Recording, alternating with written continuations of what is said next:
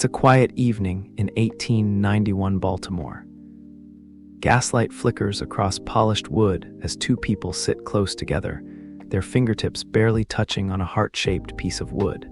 The planchette begins to move, gliding across letters with purpose, spelling out messages that seem to come from somewhere beyond.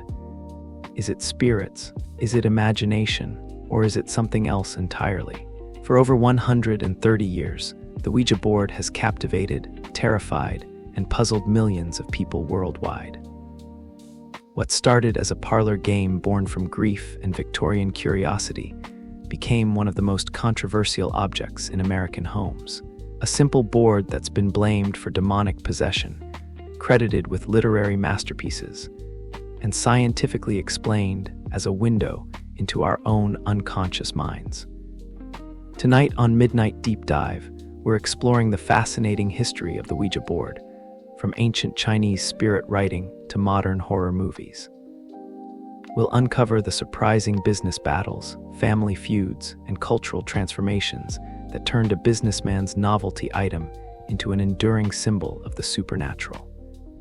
So settle in, let the darkness settle around you, and drift with me as we explore the peculiar history of a simple wooden board that promised to bridge the gap between the living and the dead.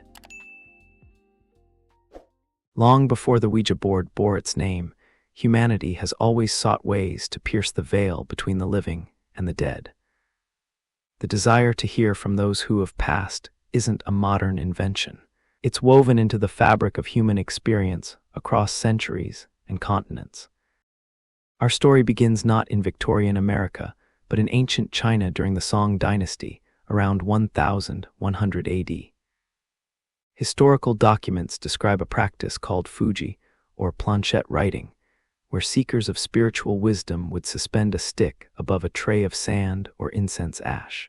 Guided by what they believed were celestial forces, the stick would move and trace characters, delivering messages from the beyond. This wasn't casual entertainment. It was a serious spiritual practice, carefully supervised and ritualized, used for divination and communication with ancestors and spirits.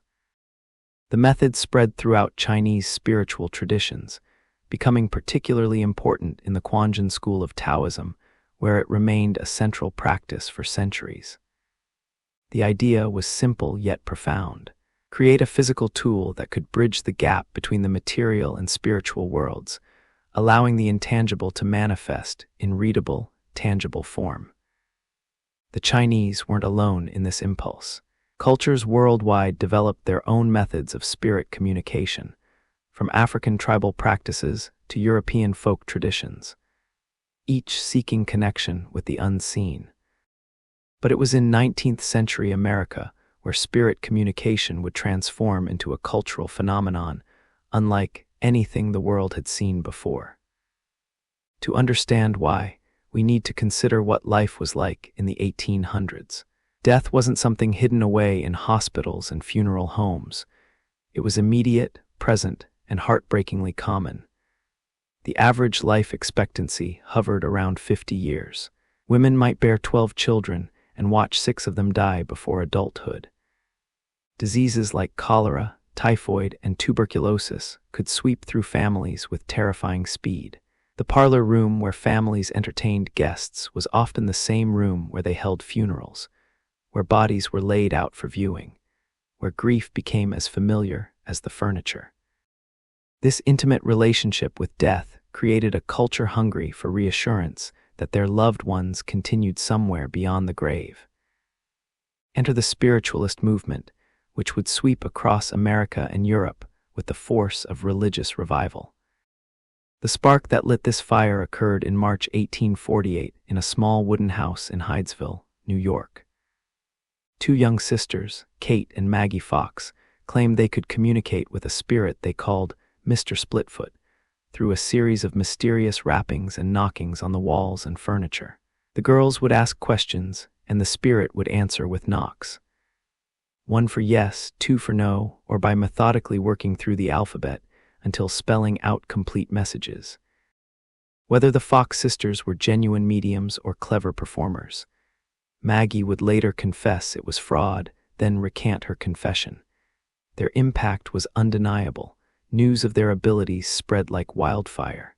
They gave public demonstrations, attracted prominent supporters, and inspired countless others to discover their own supposed abilities to contact the dead. Spiritualism wasn't just a fringe belief.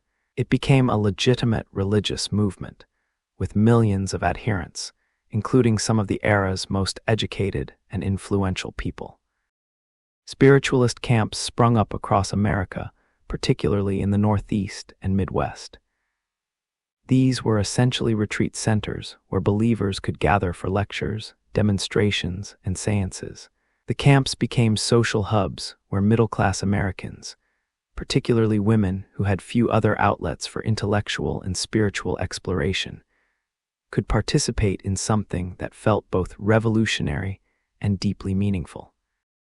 Mary Todd Lincoln, grieving the death of her son Willie, held séances in the White House itself. Sir Arthur Conan Doyle, creator of the hyper-rational Sherlock Holmes, became one of spiritualism's most passionate advocates after losing his son in World War I. These weren't gullible rubes. They were intelligent people seeking comfort in an age when comfort was in desperately short supply. By the 1880s, spiritualism had evolved beyond simple rappings and table tipping.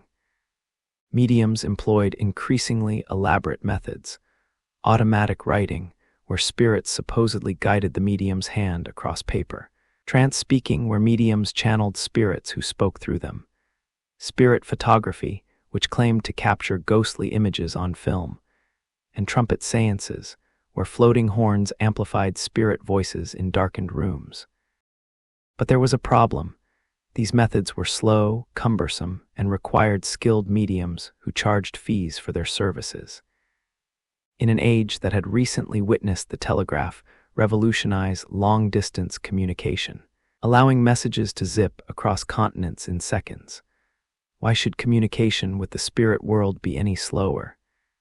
If you could tap out Morse code to someone in California, surely there was a more efficient way to receive messages from the great beyond. This practical frustration, combined with America's entrepreneurial spirit and the public's insatiable hunger for connection with the dead, created the perfect conditions for someone to commercialize spirit communication. All it would take was the right product, the right marketing, and the right moment. That moment was coming. In spiritualist camps across Ohio in 1886, a new tool was beginning to appear, a wooden board marked with letters, numbers, and a movable pointer. Nobody owned it. Nobody had patented it. It was just there, spreading through communities like folk music, its origins already murky. But some businessmen in Baltimore were paying attention, and they saw not spirits, but opportunity. The story of how the Ouija board got its name and patent is wrapped in the same mystery that would define the product itself. Part documented history, part legend, and part deliberate mystique. In 1890, Baltimore, Maryland was a bustling port city, a center of commerce and innovation. It was here that a businessman named Charles Kennard recognized the potential in those talking boards that had been circulating through spiritualist camps. Unlike the mediums and true believers, Kennard saw a business opportunity. He wasn't particularly interested in communicating with the dead. He was interested in selling a product to people who were. Kennard gathered a group of investors and formed the Kennard Novelty Company. Among the investors were Elijah Bond, a local attorney and inventor, and William Fuld, who would later become the most famous name associated with the Ouija board. These weren't spiritualists or mystics. They were businessmen who understood that grief and curiosity created a robust market. But before they could start manufacturing and selling their talking board, they needed two crucial things, a name and a patent. The name came first, and depending on who you believe, it came from the board itself. The scene allegedly unfolded at 529 North Charles Street in Baltimore, a building that still stands today, though it now houses a 7-Eleven convenience store. On what historians believe was April 25, 1890, Charles Kennard held a séance with several investors and, crucially, his sister-in-law Helen Peters.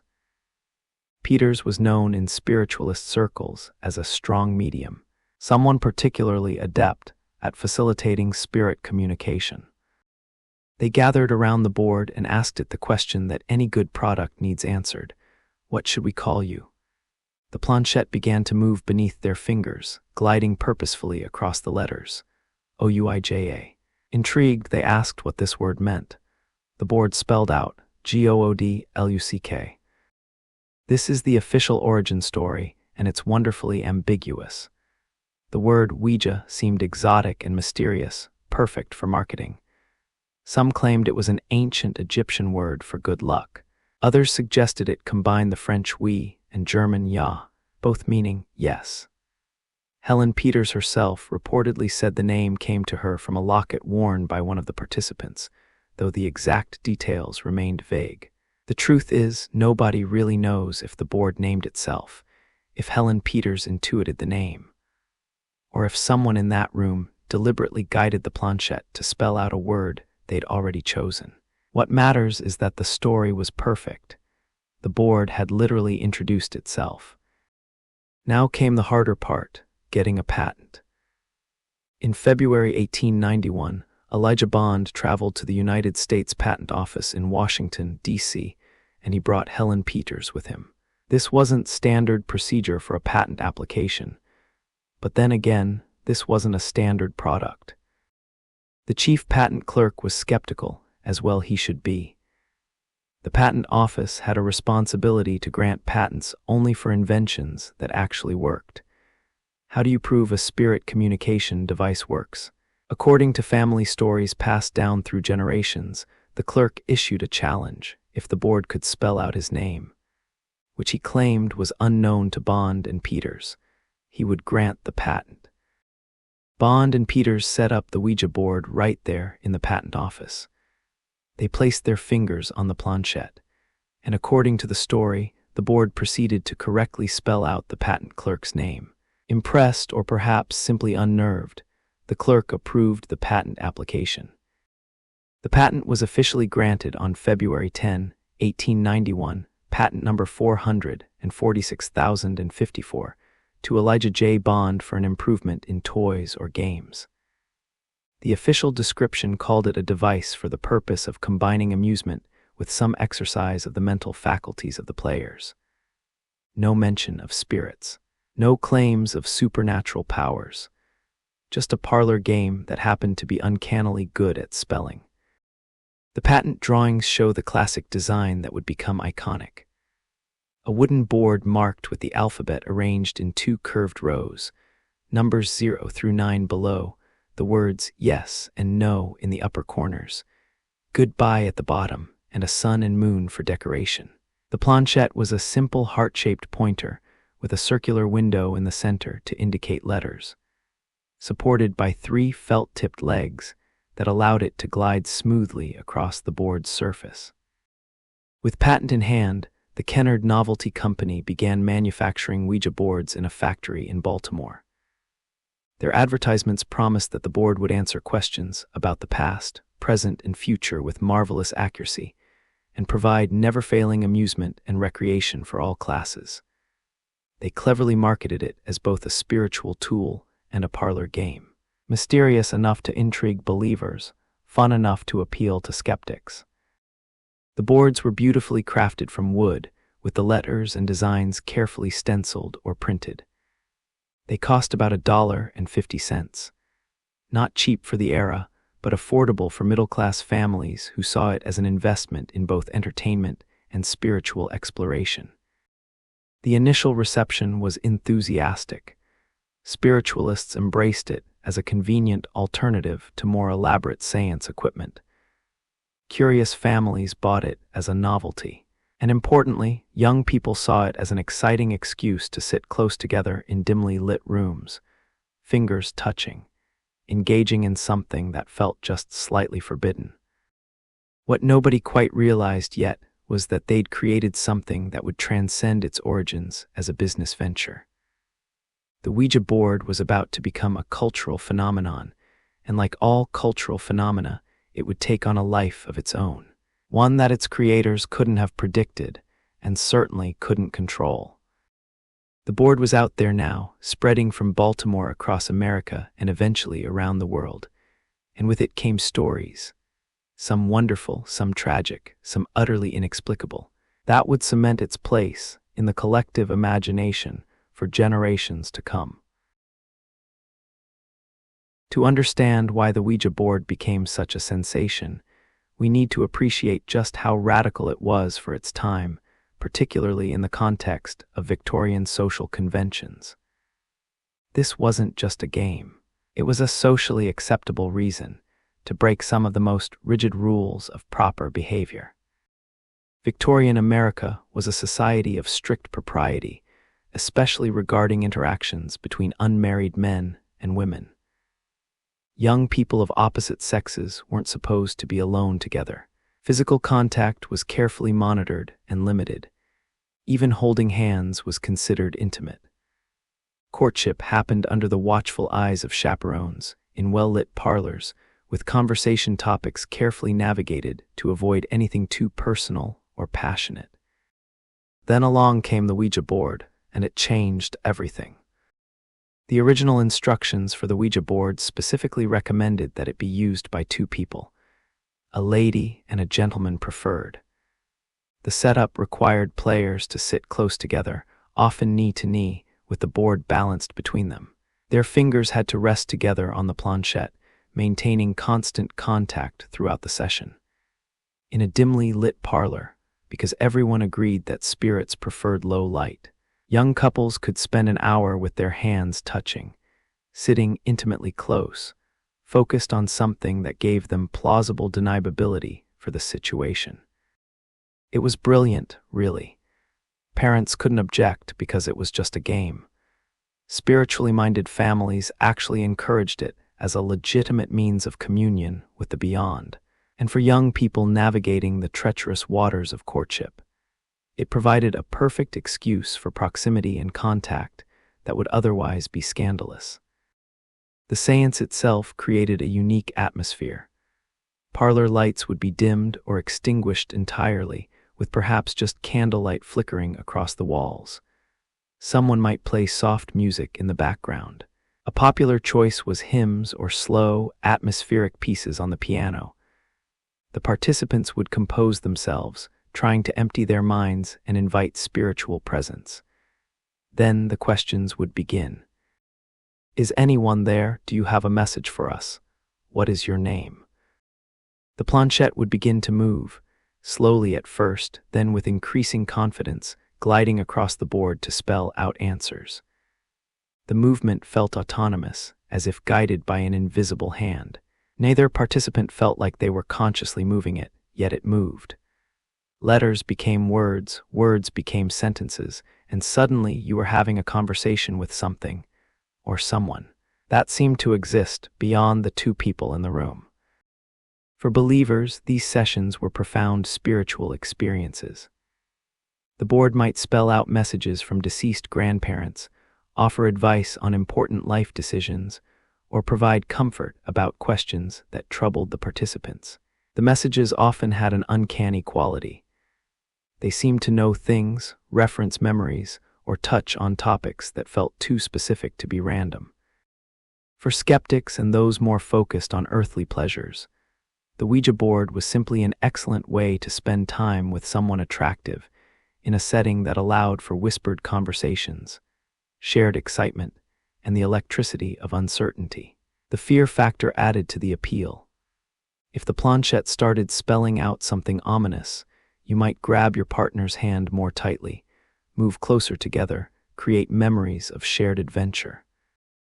The board became a staple at house parties and social gatherings. Groups would take turns, with different pairs trying their luck at receiving messages. Competitions emerged, whose session produced the most interesting messages, who got the clearest communication. The social aspect was as important as the spiritual one. This was entertainment that brought people together in ways that few other activities could. By 1886, newspaper reports noted that talking boards had taken over spiritualist camps in Ohio. At these summer retreat centers where believers gathered, the Ouija board became as common as badminton or croquet, but with much higher stakes. Families would spend evenings gathered around boards, receiving what they believed were messages from departed loved ones, guidance from spiritual entities, or prophetic glimpses of the future. The widespread adoption also led to some standardization of practice and belief. Rules emerged. Always say goodbye when ending a session, never use the board alone, treat the spirits with respect, and never anger whatever presence you contacted.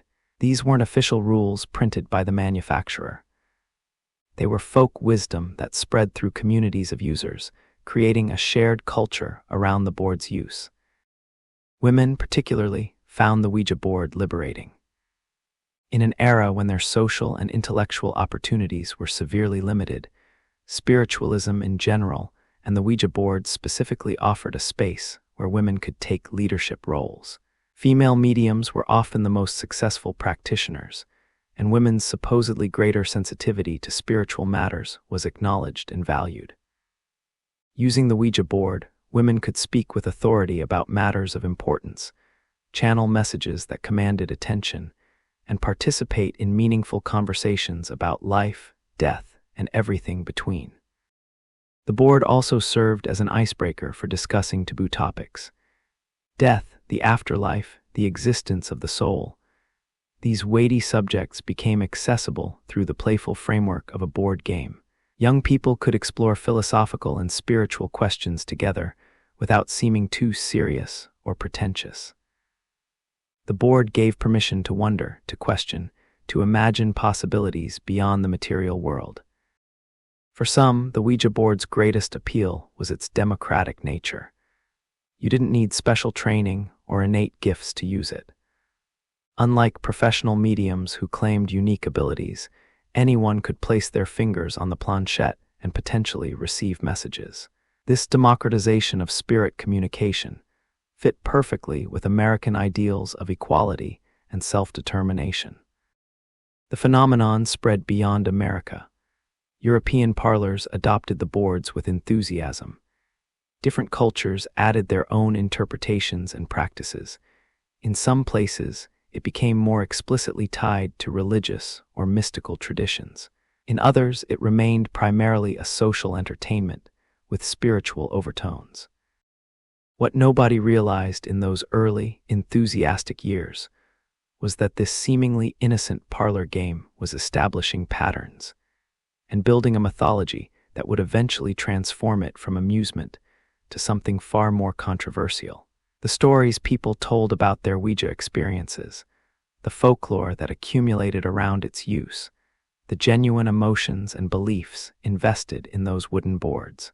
All of it was creating a cultural artifact that would outlast its inventors and evolve in ways they never imagined. Behind the mystical facade of spirit communication was a decidedly earthly drama of business rivalry, family betrayal, and legal warfare that would span decades. The story of who really owned the Ouija board became almost as mysterious as the board itself. The Kennard Novelty Company's initial success didn't last long under Charles Kennard's leadership. By 1892, just a year after the patent was granted, Kennard was forced out of his own company through a combination of financial disputes and shareholder conflicts. The business was reorganized as the Ouija Novelty Company, and control shifted to other investors. Kennard, bitter about being ousted, immediately set about creating his own competing talking board, hoping to capitalize on the market he'd helped create. This was only the beginning of what would become a pattern. Everyone involved with the original Ouija board would eventually try to create their own version and claim they were the true inventor. William Fuld emerged as the dominant figure in the Ouija story. By 1897, he had gained control of the company and brought in his younger brother Isaac to help with the business. For a few years, the brothers worked together successfully, with William handling business operations and Isaac contributing to manufacturing and design. But their partnership was doomed. In 1901, William expelled Isaac from the company. The exact reasons remain murky. Family descendants mention disputes over money, credit for innovations, and personality conflicts. Whatever the cause, the rupture was complete and bitter. Isaac was out, and William re-established the business as the William Fuld Manufacturing Company, making it clear that there was only room for one Fuld in the Ouija business. Isaac didn't take this lying down. He created his own talking board, calling it the Oriole Board, after Maryland's state bird. The design was nearly identical to the Ouija board. Same layout, same concept, just a different name. Isaac set up his own manufacturing operation and began selling boards in direct competition with his brother. The two brothers, once partners, now refused to speak to each other. Family gatherings became awkward affairs where the Fuld clan had to navigate the schism between William's family and Isaac's family, a rift that would last for nearly a century. William Fuld proved to be an aggressive defender of what he considered his property. He routinely sued competitors for trademark infringement, forcing many knockoff manufacturers out of business. His advertisements boldly proclaimed him as the inventor and exclusive manufacturer of the Ouija board, conveniently ignoring the contributions of Charles Kennard, Elijah Bond, and the other original investors. This revisionist history infuriated Elijah Bond, who held the actual patent. Bond had waited patiently until 1908, when his original patent expired after its 17-year term. Then he launched his own competing board through the Swastika Novelty Company, a name that in the early 20th century still referred to ancient religious symbols from Indian traditions rather than Nazi iconography. Bond called his board the Nirvana board. In 1919, Bond took out a full-page advertisement in Playthings, the toy industry's trade magazine, specifically to correct William Fuld's claims. The ad meticulously detailed the patent history, stating in formal language that William Fuld never had any title in said patent, by assignment or otherwise, and had no legal right to manufacture same prior to February 10, 1908, the date of expiration of aforesaid patent. Bond ended the ad with a pointed statement about making it in the interest of honest competition and fair business methods. Charles Kennard, the original founder who'd been forced out in 1892, also launched his own series of talking boards over the years, trying various names and designs. But William Fuld's aggressive legal tactics eventually wore him down. Fuld sued Kennard repeatedly, tying him up in costly legal battles until Kennard finally gave up on the talking board business entirely. Despite these battles, or perhaps because of the publicity they generated, the Ouija board's popularity continued to grow. William Fuld proved to be a brilliant marketer. He understood that the board's mystique was part of its appeal, so he cultivated an aura of mystery around himself and his product. He gave interviews where he played coy about whether he personally believed in the board's supernatural powers. When asked directly by a reporter if he believed in the Ouija's mystical abilities, Fuld replied with perfect ambiguity, "I should say not. I'm no spiritualist. I'm a Presbyterian." It was the perfect answer, dismissive enough to seem rational, but leaving just enough room for doubt. After all, he never said the board didn't work, just that he wasn't a spiritualist. The implication was that perhaps the board did something, even if he didn't personally subscribe to spiritualist beliefs. Fuld expanded his manufacturing operations, eventually operating out of a multi-story factory in Baltimore. Business was good. The boards were selling faster than he could make them, particularly as World War I created a new wave of grief-stricken families desperate for connection with sons, husbands, and brothers who died overseas. Then came February 26, 1927, and an incident that would become part of Ouija legend. William Fuld, at age 54, was supervising the replacement of a flagpole on the roof of his factory. Something went wrong. Accounts differ on whether he leaned back against a support that wasn't there, lost his balance, or if the platform he stood on gave way. and Fuld fell from the roof, plummeting several stories to the ground below. He died from his injuries, and immediately the rumors began. Had the Ouija board predicted his death? Had he consulted the board about business decisions that led him to the roof that day? Some claimed he'd asked the board about expanding his factory and received guidance that led to his fatal accident. His descendants would later dispute these stories, saying William made his own business decisions, but the legend persisted. The man who'd made his fortune from the Ouija board had died in a freak accident that seemed almost orchestrated by fate. William Fuld's children inherited the business and continued manufacturing Ouija boards, but they lacked their father's promotional genius and iron will. The family feud with Isaac's descendants continued, though neither side showed much interest in actually using Ouija boards themselves. Kathleen Fuld, one of William's descendants, later recalled with amusement, "I was a good Irish Catholic girl. I had 8 cousins who were nuns." The irony wasn't lost on anyone. The family that made its fortune from a tool for contacting spirits was solidly grounded in a religion that officially condemned the practice. The post-William Fuld era saw the business continue successfully, but without the same dramatic flair. The boards were still manufactured in Baltimore, still carried the Fuld name, and still sold steadily through the decades. But the industry landscape was changing.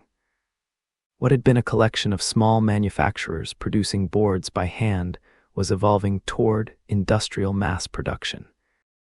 In 1966, the Fuld family finally sold the Ouija trademark and business to Parker Brothers, the game company famous for Monopoly and Clue.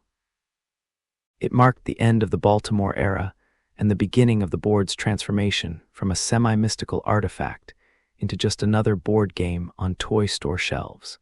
Parker Brothers would later be acquired by Hasbro, meaning that today, the Ouija board is owned by the same corporation that makes My Little Pony and Transformers. The family feud finally ended not through reconciliation, but through the passage of time and the work of historian Robert Murch, who began researching Ouija history in the 1990s.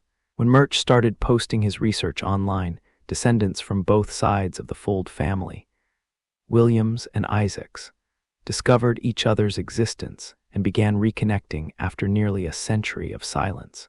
They compared notes, shared family memorabilia, and finally laid to rest the bitterness that had divided them. None of the Fuld descendants became spiritualists or serious Ouija users, but they developed an appreciation for the historical significance of their family's odd legacy.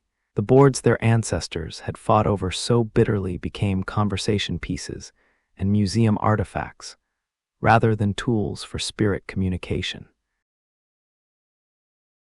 If the Ouija board found initial success in peacetime parlors, it was war that transformed it into a cultural necessity. Nothing drives people towards spiritualism quite like mass death, and the early 20th century delivered tragedy on an unprecedented scale. World War I, the war to end all wars, killed an estimated 17 million people between 1914 and 1918. Entire generations of young men were obliterated in trenches, victims of machine guns, poison gas, and artillery that turned battlefields into nightmares. In America, which entered the war in 1917, nearly 120,000 soldiers died, and many more returned physically or psychologically shattered. For the families left behind, the grief was crushing and complicated. Many soldiers died far from home, buried in foreign soil or lost entirely, their bodies never recovered. There were no final conversations, no bedside goodbyes, no closed caskets to provide closure. One day a telegram would arrive, "We regret to inform you," and that was it. A son, brother, or husband was simply gone, and the family was left with questions that could never be answered. Did he suffer? Was he afraid? Does he know how much we loved him? Is he at peace? The Ouija board offered something that churches and governments could not: the possibility of direct conversation with the dead. You didn't need to wait for heaven, didn't need to accept platitudes about God's plan.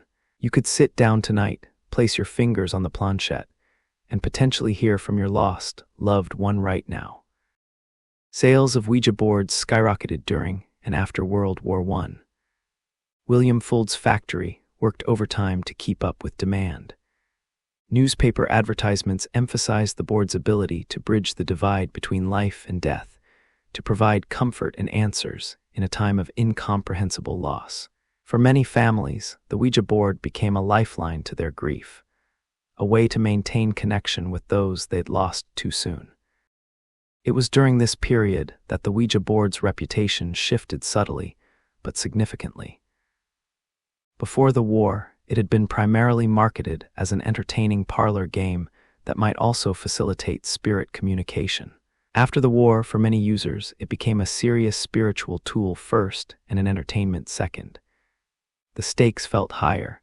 The messages mattered more. The board stopped being quite so fun. One of the most famous Ouija users of this era was Pearl Curran, a St. Louis housewife who became a sensation through her alleged contact with a spirit named Patience Worth. Curran's story began in 1913 when she attended a Ouija session at a friend's house, mostly out of curiosity. She placed her fingers on the planchette with no particular expectations, but something remarkable happened. The board began spelling out messages from an entity that identified herself as Patience Worth, claiming to be a 17th century English woman who had emigrated to America and died there. But Patience wasn't just making small talk. She was composing poetry, fiction, and philosophical musings through Pearl Curran's hands.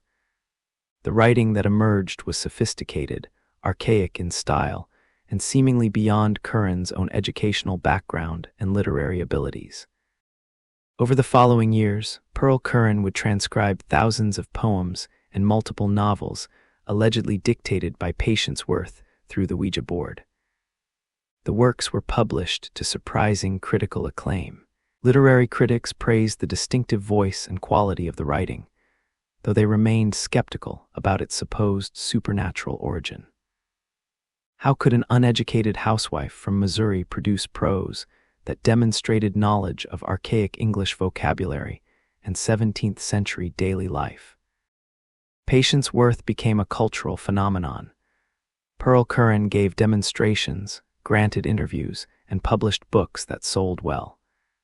Spiritualists pointed to her as proof that the Ouija board could indeed facilitate genuine communication with the dead. Skeptics argued that Curran was either an elaborate fraud or demonstrating some remarkable form of automatic writing sourced from her own unconscious mind, perhaps drawing on half-forgotten books she'd read years before. The Patience Worth case raised questions that still resonate. What is the source of creative inspiration? Can the mind access information it doesn't consciously possess? Is the line between self and other, between imagination and communication, more permeable than we assume? Whether Patience Worth was a real spirit or a complex psychological phenomenon, the writing she inspired through Pearl Curran was undeniably real and often quite good.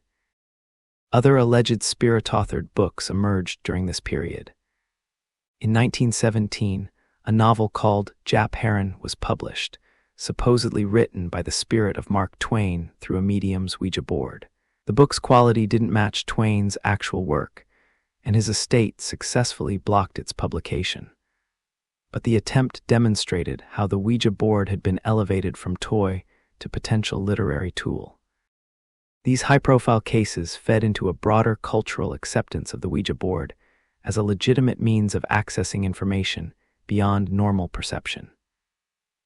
Newspaper stories regularly reported on people using Ouija boards to solve mysteries, locate lost objects, make business decisions, or receive guidance on personal matters. The results were mixed. Some remarkable coincidences, many vague messages that could be interpreted multiple ways, and occasional complete misses. But the belief persisted. The board's influence extended into unexpected areas.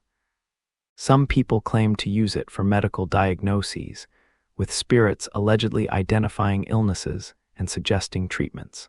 Others consulted it for financial advice, asking the spirit world for stock tips or business guidance. There were reports of Ouija boards being used in police investigations, though no documented cases exist of crimes being solved through spirit communication. Not all the stories were uplifting. As the Ouija board's use became more widespread and more serious, darker tales began to emerge. People reported becoming obsessed with their boards, spending hours each day in communication with spirits, neglecting their families and responsibilities. There were accounts of users receiving threatening messages, being told they would die on specific dates, or becoming convinced they were in contact with malevolent entities. Mental health professionals began seeing patients whose Ouija use seemed to trigger or exacerbate psychological problems. Was the board itself harmful, or was it simply that people already struggling with mental health issues were drawn to it? The answer likely varied case by case, but the association between Ouija use and psychological distress was beginning to form in the public consciousness. Still, for millions of people, the Ouija board remained a source of comfort and connection during one of humanity's darkest periods.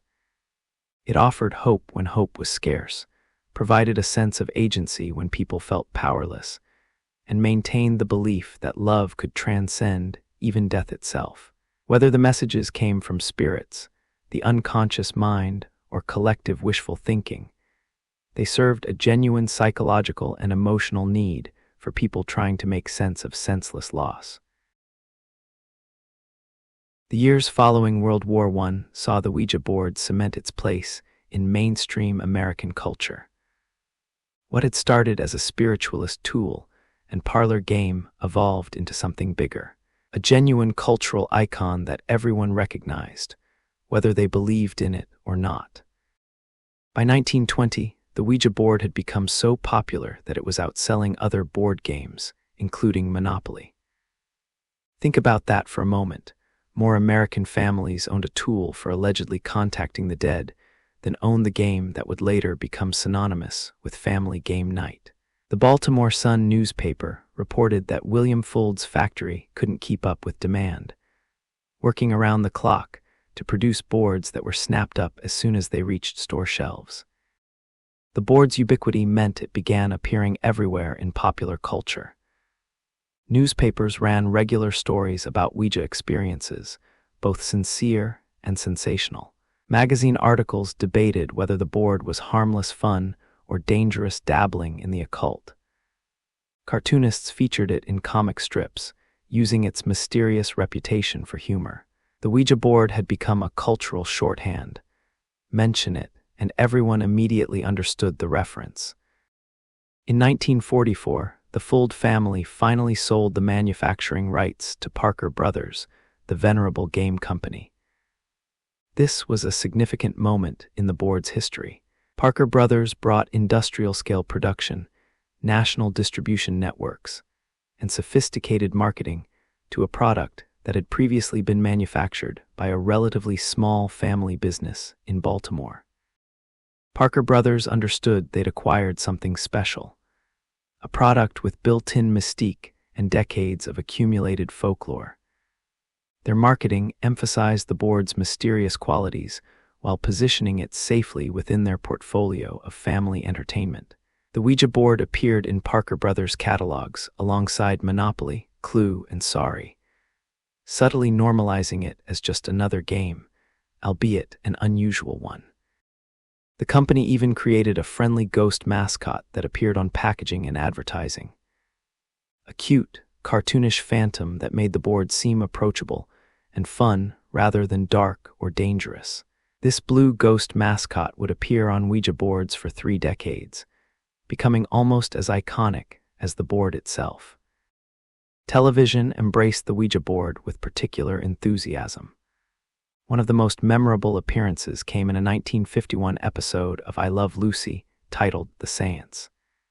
In it, Lucy uses a Ouija board to try to help Ricky's career, leading to the kind of comedic misunderstandings the show was famous for. The episode treated the board as a source of harmless mischief rather than supernatural terror.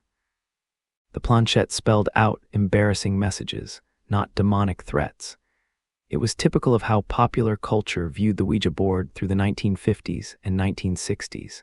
Mysterious, slightly spooky, but ultimately safe entertainment. Other television shows followed suit, incorporating Ouija boards into plots that ranged from romantic comedies to light mysteries. The board became a convenient plot device. Characters would consult it for guidance, receive cryptic messages that drove the story forward, and learn whatever lesson the episode required. Sometimes the messages turned out to be real. Sometimes they were revealed as pranks or misunderstandings, but they were rarely portrayed as genuinely dangerous. Movies of the 1940s through 1960s similarly treated the Ouija board as an object of gentle supernatural intrigue rather than horror.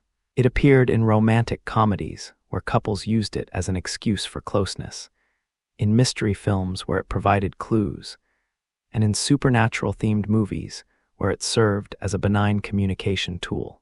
The board was spooky fun, a thrill without real danger.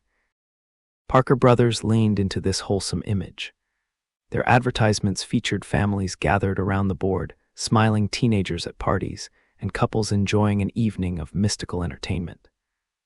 The marketing copy promised weird and mysterious answers and thrilling entertainment, but always within the safe context of a Parker Brothers game. You could buy it at the same store where you bought Candyland and Twister. During the 1960s, the Ouija board experienced another surge in popularity, this time driven by youth culture and the broader countercultural movement. Young people experimenting with consciousness expansion, Eastern spirituality, and alternative ways of knowing found the Ouija board appealing. It fit perfectly with the era's questioning of conventional wisdom and exploration of mystical experiences. College campuses became Ouija hotspots. Dorm room séances were common, with students gathering late at night to see what messages they could receive. The board served multiple purposes.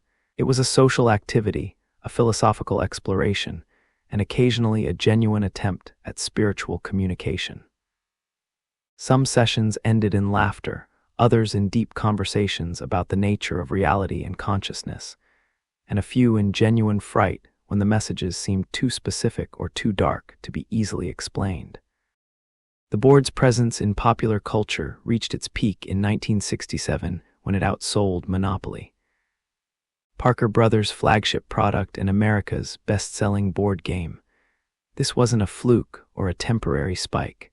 The Ouija board had become genuinely more popular than Monopoly.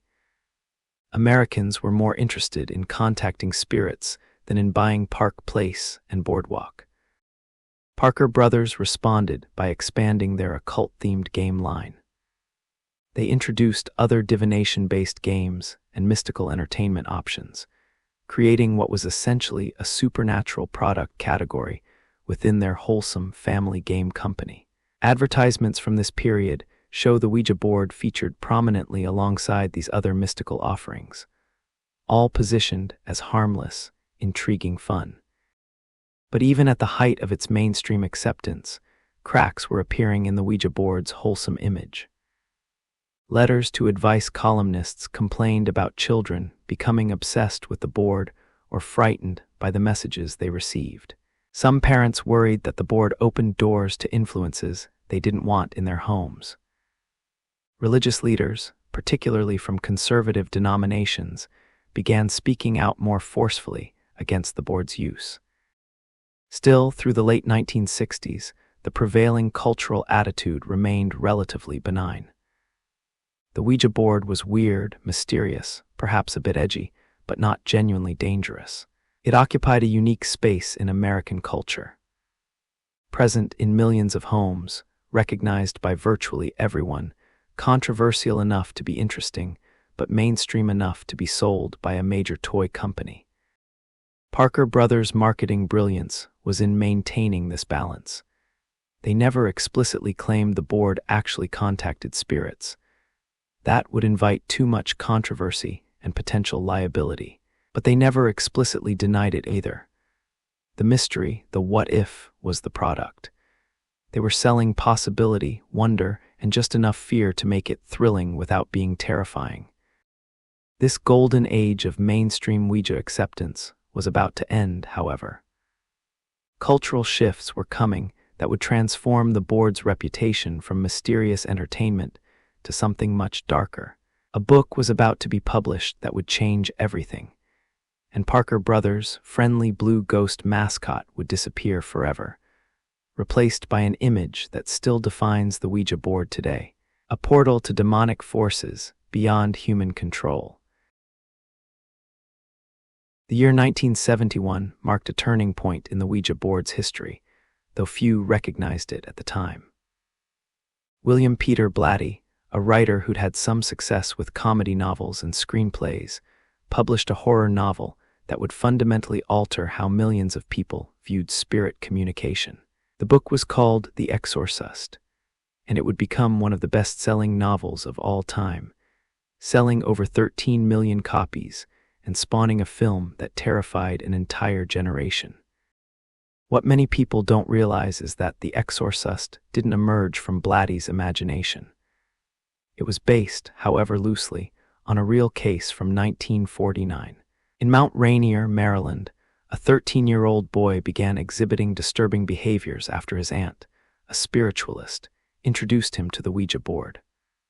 The boy, never publicly identified but referred to in newspaper reports as Roland Doe, allegedly became possessed by a demonic entity after using the board to contact his recently deceased aunt. The case involved claims of furniture moving on its own, scratches appearing on the boy's skin, violent outbursts, speaking in unknown languages, and other phenomena that the Catholic Church ultimately deemed worthy of exorcism. The exorcism itself supposedly took months and required multiple priests. Whether the boy was genuinely possessed, suffering from mental illness, or exhibiting some other psychological condition remains debated, but the case was real enough to be documented in church records and local newspapers.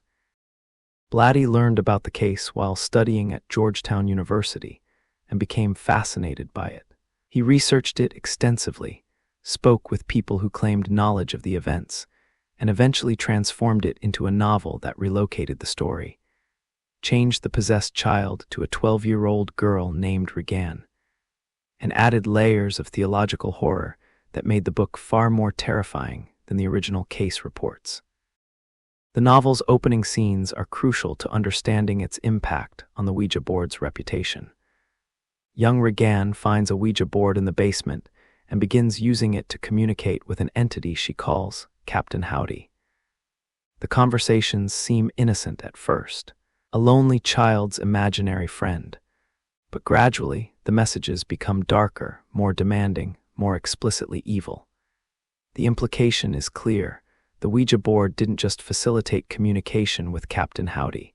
It invited something demonic into the household, something that ultimately possessed Regan and subjected her to horrifying torment. When director William Friedkin adapted The Exorcist into a film in 1973, he amplified the horror to levels that cinema had never seen. Audiences watched Regan's head spin completely around, saw her levitate and speak in demonic voices, witnessed projectile vomiting and self-mutilation, heard obscenities that shocked even in the permissive 1970s. People fled theaters, some vomited, others fainted. The film's power came from its suggestion that this could happen to any child in any home, and that the trigger could be as simple and accessible as a Ouija board sitting in a bedroom closet. The cultural impact was immediate and profound. Suddenly, the Ouija board wasn't mysterious fun. It was a gateway to demonic possession. Youth group leaders warned teenagers away from it. Parents found their children's Ouija boards and destroyed them. Churches held board-burning events where congregants brought in their Ouija boards to be ritually destroyed as symbols of evil influence. Parker Brothers faced a genuine crisis. Their wholesome toy company was now associated with demonic possession in the public imagination. The timing was particularly bad because The Exorcist became a massive cultural phenomenon. The film became the highest-grossing movie of 1973, was nominated for 10 Academy Awards and dominated conversations for months. The company's response was telling. In 1973, the year The Exorcist was released, Parker Brothers quietly removed the friendly blue ghost mascot from Ouija board packaging. The playful phantom that had appeared on boxes for 3 decades simply disappeared, never to return. The company also stopped advertising the Ouija board alongside their other mystical-themed games, effectively quarantining it within their product line. But Parker Brothers didn't stop manufacturing the board, and they didn't dramatically change the product itself. That's because something interesting happened. Sales initially dipped, but then they rebounded. Some people stopped buying Ouija boards because they were frightened of them, but others started buying them precisely because they were frightened of them. The controversy made the board more intriguing, more transgressive, more powerful in the cultural imagination. The Exorcist effect rippled through popular culture over the following years. Other horror films began featuring Ouija boards as plot devices, almost always associated with negative supernatural experiences. In these movies, using a Ouija board led to hauntings, possessions, madness, or death. The comedic portrayals of earlier decades disappeared entirely. The board had become a pure horror icon. A 1986 film called Witchboard cemented many of the modern superstitions and Ouijastitions around board use. The movie established rules that would be repeated in countless subsequent films. Never use the board alone, always say goodbye, never let the planchette move to goodbye by itself, never burn a Ouija board, and never ask about death. These weren't traditional folklore. They were essentially created by the film, but they became accepted as authentic Ouija lore, passed down as genuine warnings. Young people in the 1980s and 1990s grew up with a completely different relationship to the Ouija board than their parents or grandparents had experienced. For them, it was never innocent entertainment. From their first awareness of it, the board was associated with danger, possession, and horror. Urban legends spread through schools about kids who'd used Ouija boards and ended up institutionalized, possessed, or dead. Youth groups and religious organizations capitalized on this fear, using the Ouija board as an object lesson about the dangers of occult involvement. Former users gave testimonies about terrifying experiences with the board, though these stories often grew more dramatic in the retelling. The board became a perfect symbol for the satanic panic of the 1980s, tangible evidence that dark forces were trying to reach into American homes and corrupt children. The psychological impact of this reputation shift is worth considering. The Ouija board hadn't changed. It was still the same wooden board with printed letters, the same heart-shaped planchette, but the cultural narrative surrounding it had transformed completely. What you believe about the board dramatically affects your experience using it. Someone who approaches it as entertainment has a very different experience than someone convinced they're opening a door to demonic forces. This raises fascinating questions about the nature of belief and reality. Does the Ouija board work because it actually contacts spirits, or because users believe it does? If fear shapes the experience, are the frightening messages that terrified users receive actually demonic, or are they projections of the user's own fears? The board had become a mirror reflecting cultural anxieties about evil, loss of control, and spiritual vulnerability. By the 1990s, the transformation was complete. Parker Brothers, and later Hasbro after acquiring Parker Brothers, still sold Ouija boards, and they remained remarkably popular, but their cultural meaning had fundamentally changed. They were no longer marketed to families as wholesome entertainment. Instead, they occupied an ambiguous space. Officially a game, but one that everyone understood carried weight and risk beyond ordinary toys. The board had gone from parlor entertainment to spiritual tool to demonic portal in less than a century. And perhaps most remarkably, all of these contradictory reputations coexisted. Some users still approached it as harmless fun, Others used it for genuine spiritual seeking. Still others viewed it with genuine fear as a dangerous occult object. The board itself remained neutral, but the meanings projected onto it grew increasingly complex and contradictory. While The Exorcist catalyzed mainstream fear of the Ouija board, religious institutions had been warning against its use long before Hollywood made it horrifying. Understanding these warnings requires appreciating how different religious traditions think about spirit communication, the afterlife, and the boundaries between the material and spiritual worlds. The Catholic Church's position on the Ouija board has been consistently clear and unambiguous. Don't use it. The Church's official teachings, documented in the Catechism of the Catholic Church, explicitly forbid any practice of divination, which includes astrology, palm reading, consulting mediums, and yes, Ouija boards. The reasoning is theological. Attempting to gain hidden knowledge or influence the future through supernatural means other than prayer shows a lack of trust in God's providence and opens practitioners to demonic deception. Catholic Answers, a prominent apologetics organization, puts it more bluntly. The Ouija board is far from harmless, as it is a form of divination, seeking information from supernatural sources. From the Catholic perspective, even if users believe they're contacting deceased loved ones, what they're actually doing is potentially inviting demonic entities who masquerade as the dead to gain influence over the living. This concern intensified after The Exorcist appeared, but it existed long before. Catholic exorcists, priests trained to perform exorcisms for cases of genuine suspected demonic possession, have long collected stories of possession cases that allegedly began with Ouija board use.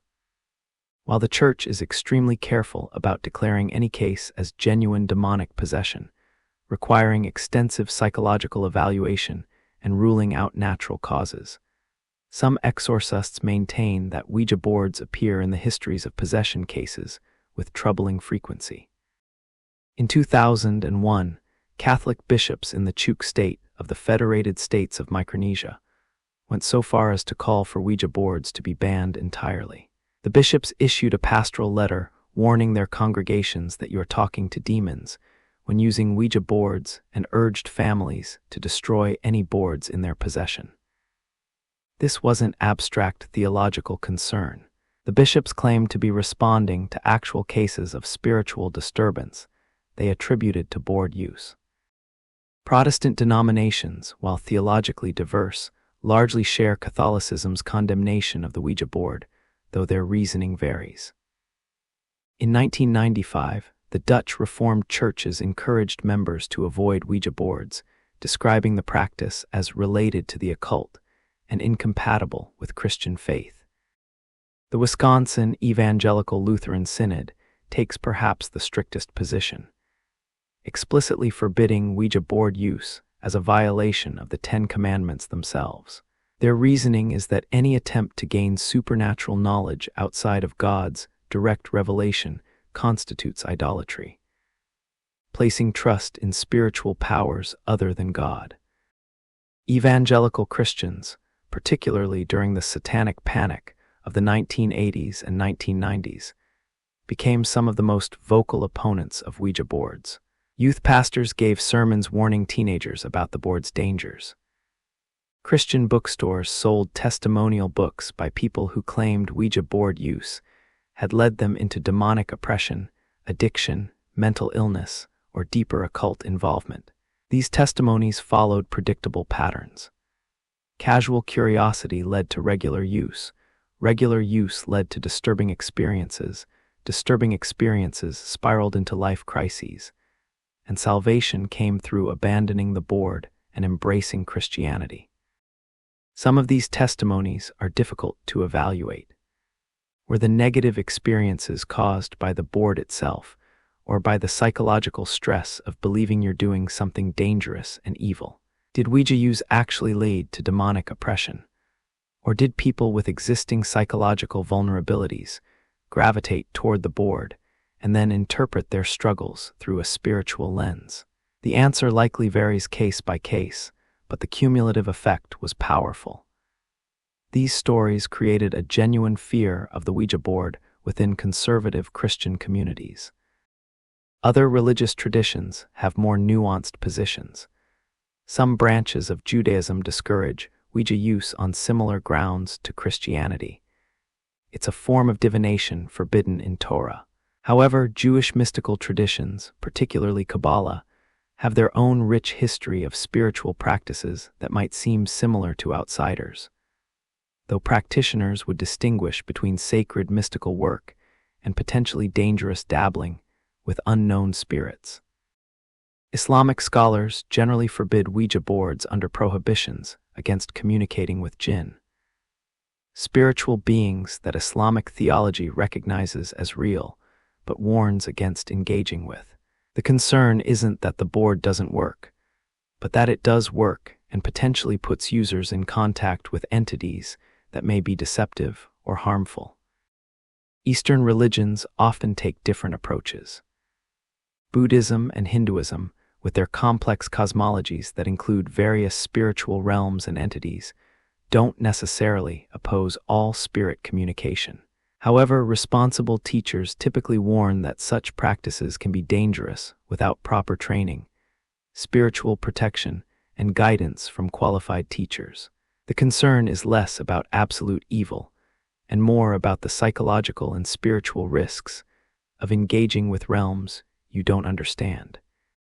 Within the occult community, opinions on the Ouija board are surprisingly divided. Some practitioners embrace it as a useful tool for contacting spirits, receiving guidance, or exploring consciousness. They argue that the board is neutral, neither good nor evil, and that experiences with it reflect the practitioner's intentions, preparation, and spiritual maturity.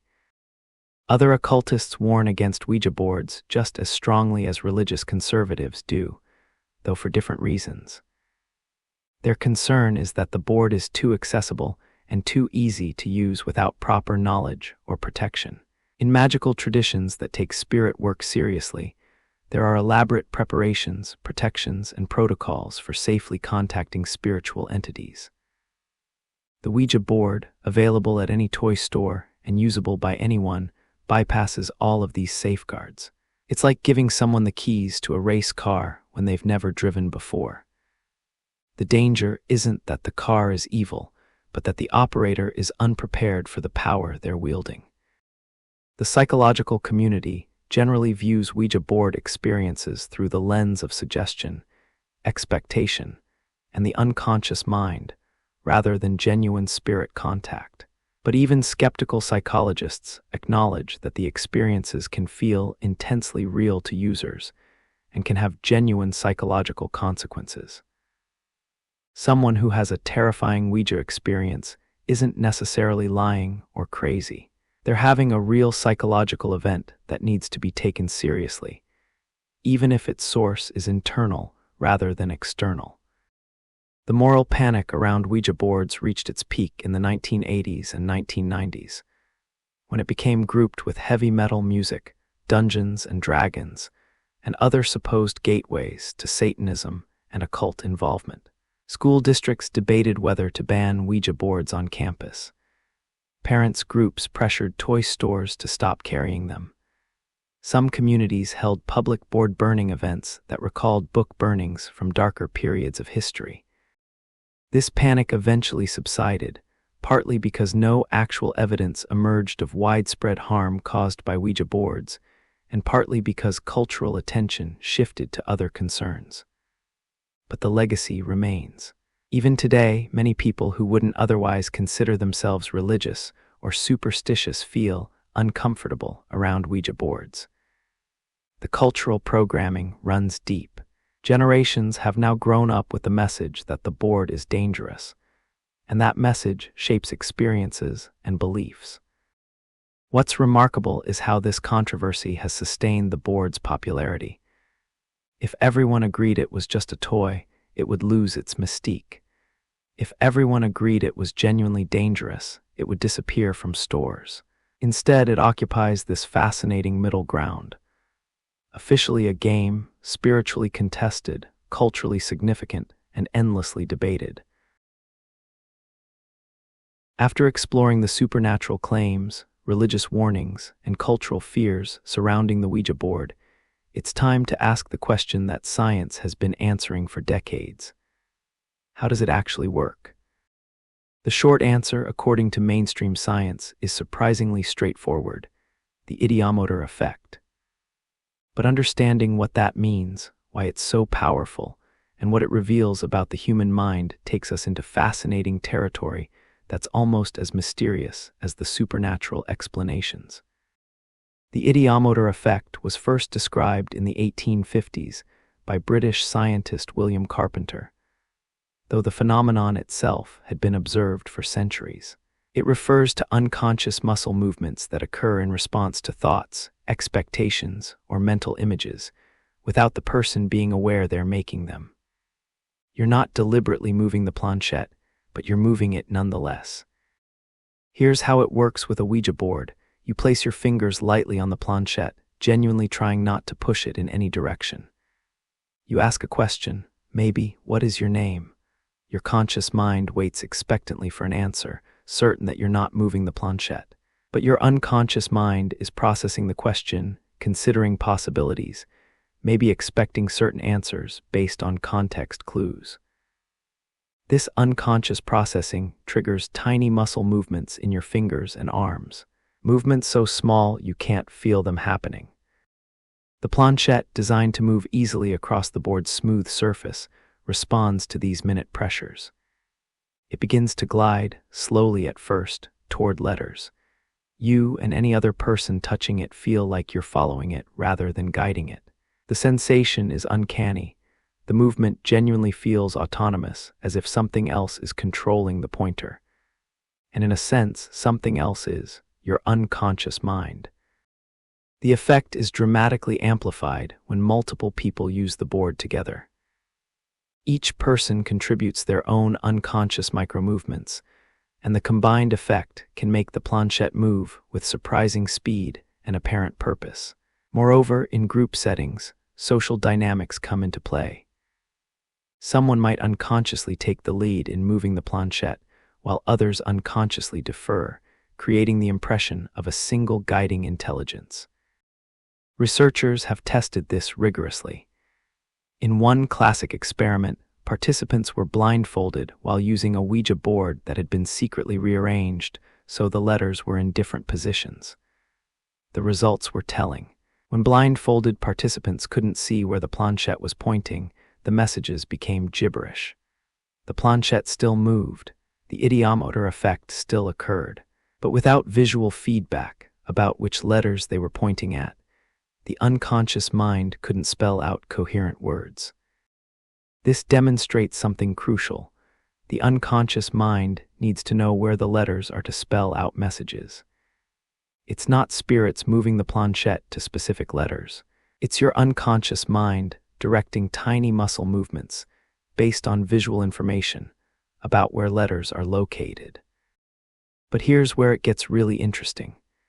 The ideomotor effect doesn't make the Ouija board experience any less real or meaningful in psychological terms.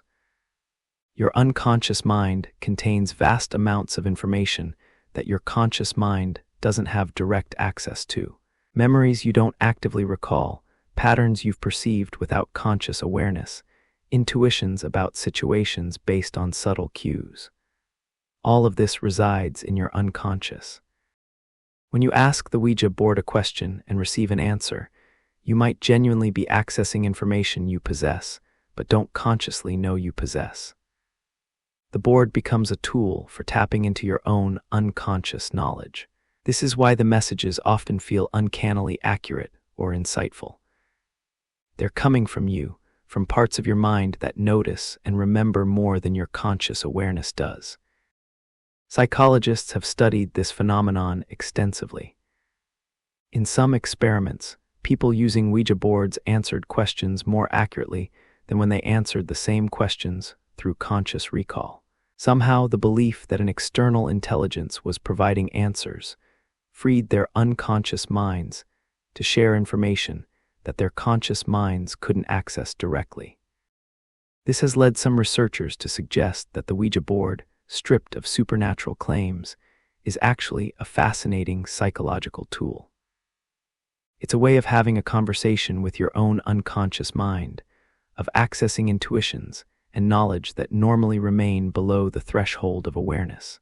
From this perspective, Pearl Curran's Patience Worth writings might have emerged not from a 17th century spirit, but from Curran's own unconscious mind, drawing on half-remembered books, stories, and historical knowledge to create a fictional voice that felt genuinely other. The expectation effect plays a crucial role in Ouija experiences. If you expect to contact something demonic, your unconscious mind might spell out threatening messages. If you expect to reach a deceased grandmother, the messages might be comforting and grandmotherly. If you're skeptical and expect nothing, the planchette might barely move at all. Your beliefs shape the experience because your beliefs influence the unconscious processes driving the planchette's movement. This helps explain why people from different cultural and religious backgrounds have such varied Ouija experiences. Christians expecting demons might receive demonic-seeming messages. New Age practitioners expecting spirit guides might receive peaceful guidance. Skeptics expecting random movement might get exactly that. The board becomes a mirror reflecting the user's own expectations and beliefs back at them. Neuroscience has identified the brain regions involved in the ideomotor effect. fMRI studies show activation in motor planning areas and regions associated with unconscious processing, while areas associated with conscious decision-making and voluntary movement show decreased activity. Your brain is genuinely generating the movements without your conscious mind being aware it's doing so. This creates a fascinating philosophical question. If your unconscious mind generates messages without your conscious awareness, who is really speaking? In some meaningful sense, you are receiving messages from something other than your conscious self. The fact that this other is part of your own mind, rather than an external spirit, doesn't necessarily make it less profound or meaningful. Some psychologists have even suggested that the Ouija board, used thoughtfully, could have therapeutic applications. It might help people access and express thoughts or feelings they're unable to articulate directly. It could serve as a tool for exploring internal conflicts or ambivalent feelings. The key would be understanding and framing it as communication with the unconscious rather than with spirits. Of course, there are risks to this unconscious access. People struggling with mental health issues might generate disturbing messages that worsen their conditions. Someone with persecutory thoughts might receive messages that amplify paranoia. The lack of conscious control over what the unconscious mind might spell out means the messages could be distressing, especially for people who believe external entities are speaking. The scientific explanation for how Ouija boards work doesn't diminish the genuine mystery of human consciousness. How does the unconscious mind have access to information we don't consciously possess? What exactly is the boundary between conscious and unconscious processes? How can we move our own bodies without being aware we're doing so? These questions touch on deep mysteries about the nature of mind and self.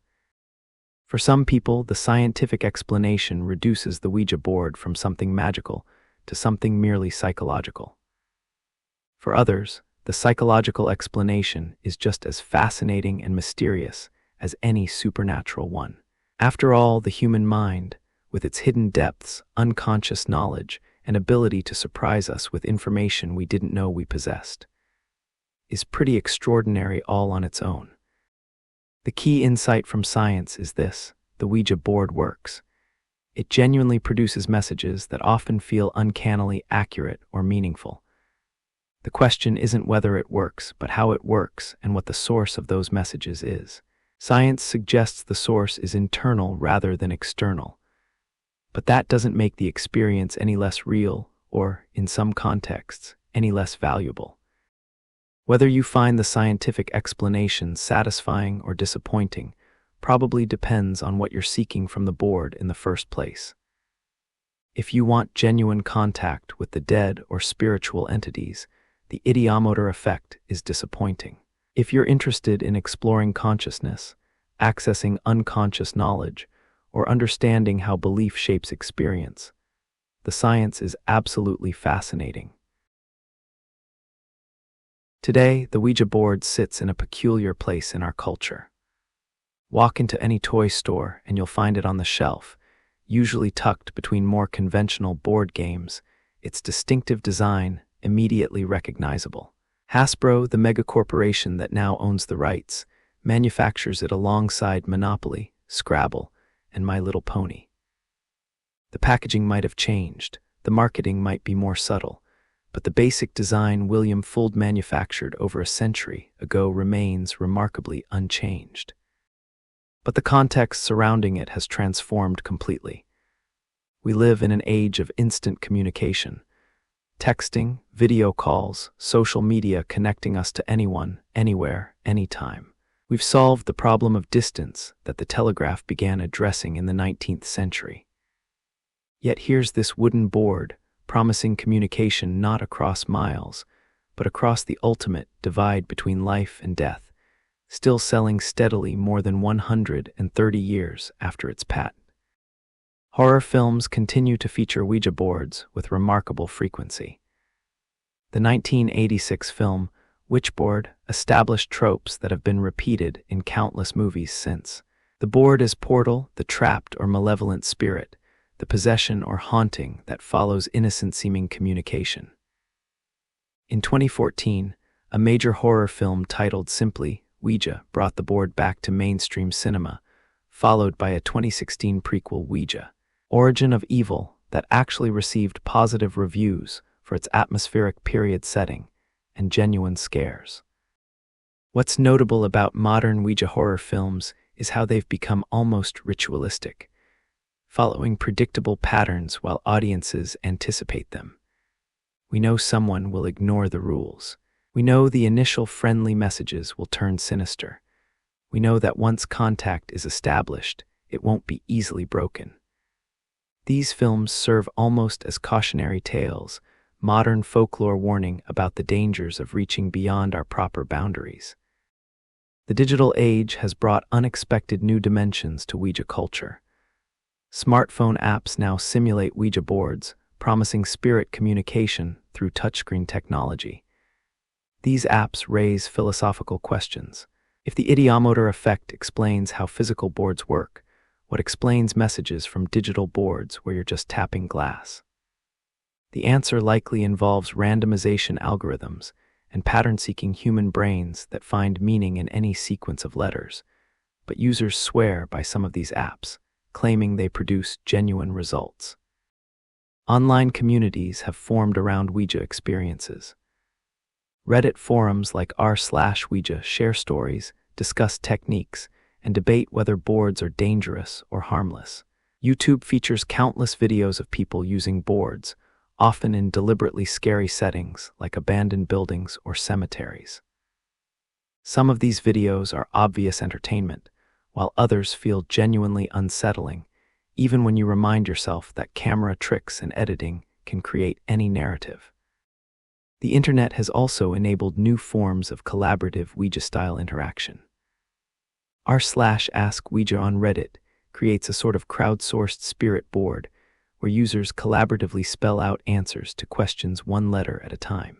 It's playful, often hilarious, and completely transparent about being human-generated. Yet it captures something of the original Ouija experience, that sense of messages emerging from collective effort rather than individual conscious intent. Paranormal investigation shows on television have kept the Ouija board in public consciousness. Shows like Ghost Adventures and Ghost Hunters regularly feature boards as tools for attempting spirit communication, usually in allegedly haunted locations. The investigators treat the board with a mixture of respect and caution, often warning viewers about the risks, while simultaneously using it to generate dramatic television moments. What's perhaps most interesting about the Ouija board's modern persistence is what it reveals about enduring human needs. Despite having unprecedented access to information and communication with living people, we're still drawn to a tool that promises something more. Contact with the unknown, the dead, the beyond. No amount of scientific explanation or religious warning has eliminated the fundamental appeal of that possibility. The board has also been embraced by certain counterculture and alternative spirituality communities as a tool for exploring consciousness. Modern practitioners might frame their use in terms of psychology and meditation rather than literal spirit contact, seeing the board as a way to access intuition, creativity, or unconscious knowledge.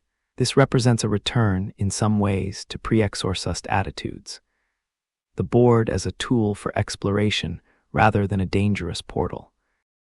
Artists and designers continue to reinterpret the Ouija board, creating custom versions that range from beautifully ornate to darkly surreal.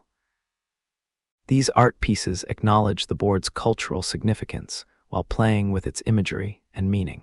Some are made from unusual materials, some feature different languages or symbols, some are explicitly marketed as art objects rather than functional boards.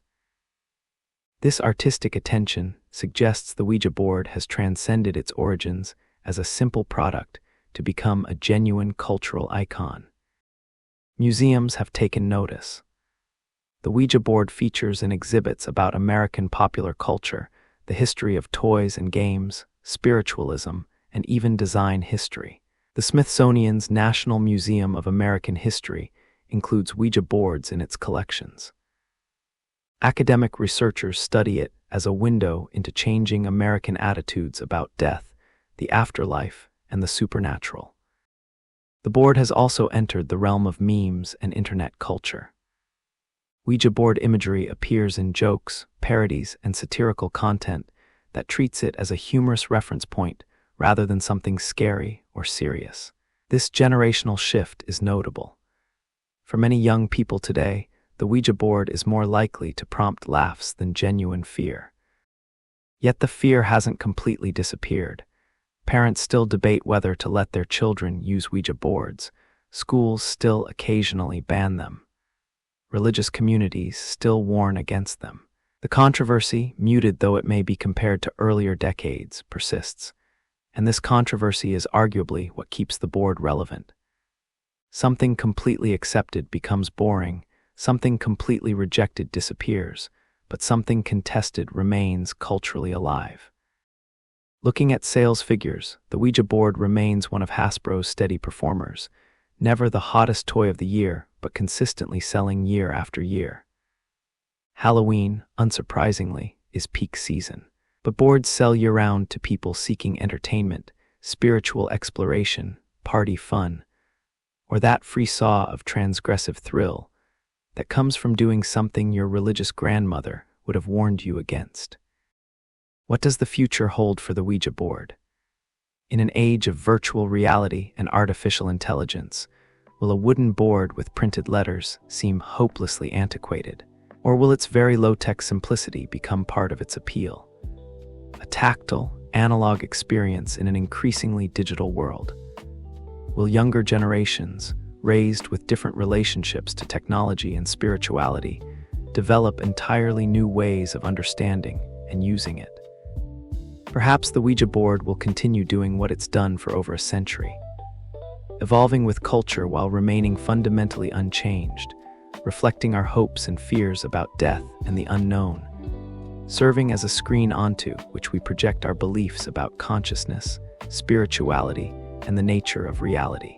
As long as humans wonder what lies beyond death, as long as we seek connection with something beyond our ordinary experience, the simple act of placing fingers on a planchette and asking a question will likely retain its peculiar power. Tonight we've traveled through more than a century of history with the Ouija board as our guide. What's most fascinating isn't whether the Ouija board actually contacts spirits, but what our relationship with it reveals about being human. Our need to connect with the dead, our desire to access hidden knowledge, our willingness to believe in something beyond the material world, our capacity to be frightened by our own unconscious minds. The board holds up a mirror to all of these qualities. Whether the planchette moves through ideomotor responses or supernatural forces, whether the messages come from within or beyond, the experience itself remains real and powerful for those who use it. Thank you for joining me on this journey through the mysterious history of the Ouija board. If you're already drifting off, then our mission is complete. But if you're still awake, perhaps another deep dive through one of our previous episodes will carry you gently into slumber. Until we meet again in these quiet hours, may your questions find answers. May your mysteries stay just mysterious enough to be interesting rather than frightening.